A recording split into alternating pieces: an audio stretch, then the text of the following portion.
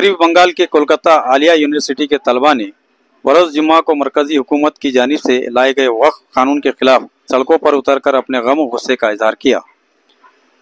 कसीर तादाद में तलबा व तालबात ने हुकूमत को कानून वापस लेने की मांग की और पार्क सर्कस इलाके के 7 पॉइंट क्रॉसिंग को जाम कर दिया।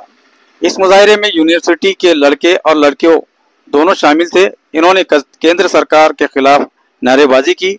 मुजाहरे के दौरान एक बड़े बैनर पर लिखा था, दस्तूरी अधिकार छीने नहीं जा सकते।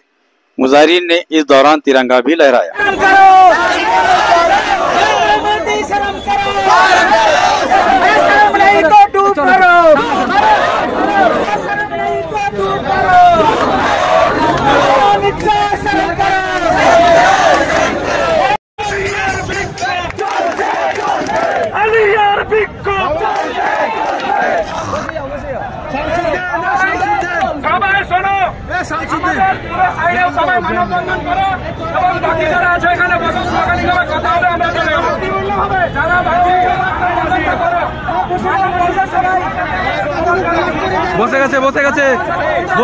বসে গেছে।